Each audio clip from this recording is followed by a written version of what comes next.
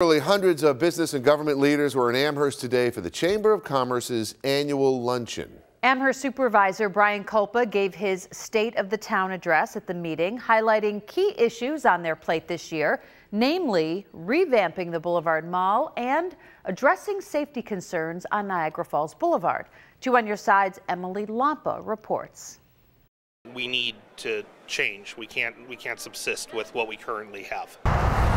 Niagara Falls Boulevard. At his State of the Town address, Amherst Town Supervisor Brian Culpa came ready with figures to explain why changes need to happen this year. 1,500 accidents in the past 5 years, 31 pedestrians, 29 people on bikes. 6 of the pedestrian crashes were fatal. The big update on improvements, according to Culpa, is that the state DOT met with town supervisors, engineers, planning, and police in both Amherst and Tonawanda, as well as with the NFTA.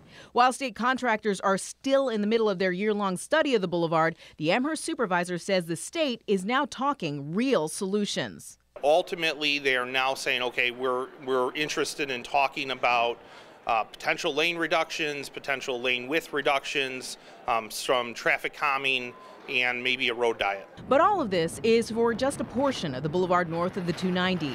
In terms of funding, Culpa says there is $2 million dedicated to pedestrian safety improvements for that section of roadway. The state is in the process of recalibrating pedestrian signals, giving people enough time to cross. There is more signage and increased patrolling.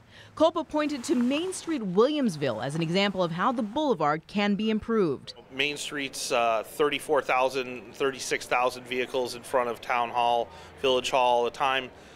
Further down the block, it's 40-some thousand near Union Road. That's not so different from the same volumes that you see here on Niagara Falls Boulevard. It's just that Niagara Falls Boulevard has an entirely different street treatment at the moment. So it's going to take a lot to change it, but that's what we're going to work on. Well, the state DOT made it clear that they don't plan to make any significant changes, of course, to the boulevard until their safety study is complete. And that could be this spring or even into the summer.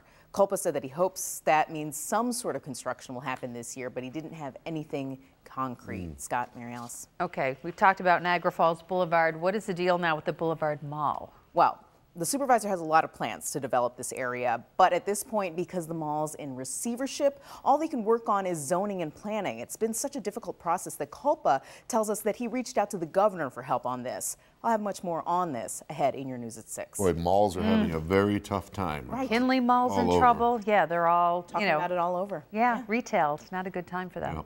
Alrighty, thank you, Emily. You're welcome.